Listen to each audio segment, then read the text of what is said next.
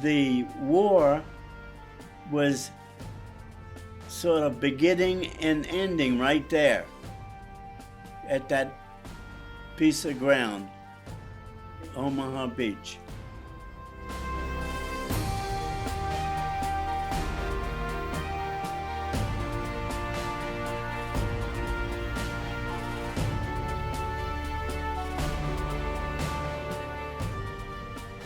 I went over to D.C.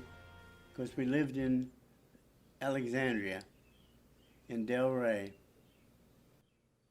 And I found out that I had to wait until my father signed for me, but I also had to be over 17. And so we had to wait a few months before I could get in the Navy.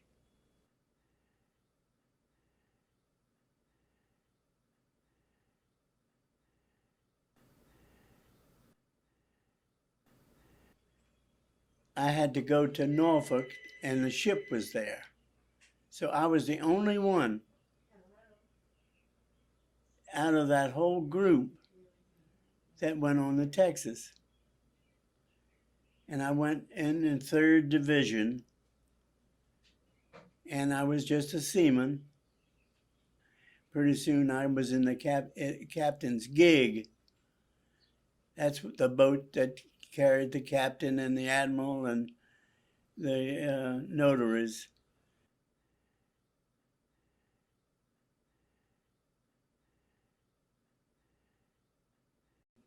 I finally became not only seaman first class, but it was a petty officer 3rd class. We had the same engineer to run the boat, and then I gave him the orders of going this way, that way, or I steered it with a tiller.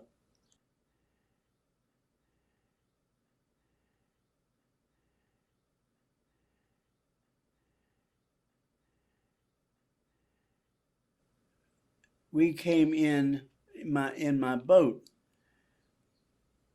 a little after Normandy in the first attack, because that's when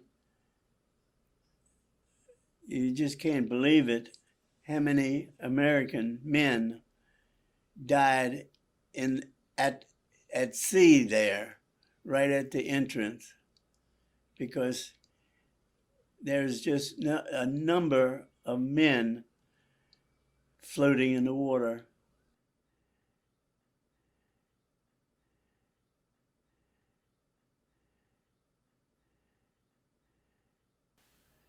It's just unreal what war is. But we were faced with it. And of course, when I went in there on the beach, I had to jump out of the boat and push soldiers aside because they were just floating dead in the water, and the beach was full of dead bodies. And I was sent over there to pick the wounded up and bring them back. Every person that we put on that boat, we had to shake, and we had to go to each one of them, blow in their face and do anything to wake them up. And if they didn't, then they stayed there.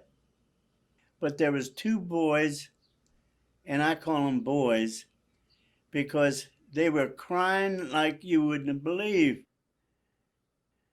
They just was crying, and it got me so mad. Here I thought they put them on the boat to help me, because they were crying because things were happening against us at Normandy. All the dead bodies. I mean, the beach was full. This room was full, one after the other, of men dead.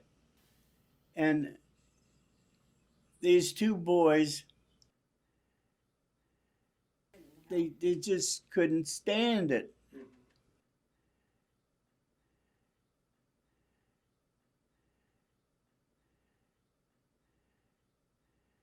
And I thought we were going to sink that boat when on the way back because the water was so rough. I mean, it was bad weather. And when I started back, the waves and waves were pushing me around, and I was going this way instead of that way. It took me all kinds of time, and I was hoping I didn't run out of fuel to get back. And I wanted to find the Texas, but it wasn't there because the water was so rough, because I had to ask where the Texas was. And some people that were in a ship didn't know where it was, and some people knew where it was by behind this one and behind that one. And we could only unload one at a time, and that was on a crane, by the crane, on a stretcher. Each man, they hoisted him aboard, brought him in. The whole group of the 3rd Division was on duty to haul whatever I brought in to sick bay. And they had operating tables on the Texas. I didn't realize all this was happening, but it was. I asked the new captain, after it was all I emptied out of men, if I can go back and see if I can get more. And he says, you stay right there. And he got down to his binoculars to see what was on the beach then.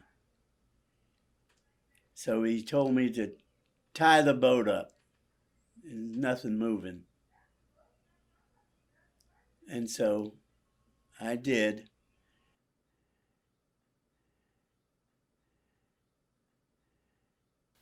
That it just couldn't happen, but it did happen.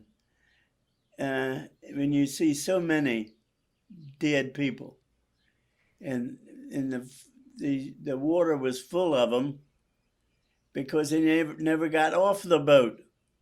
The boat was sunk, and they just drowned or shot right there. But you take it and go on and do what else you have to do.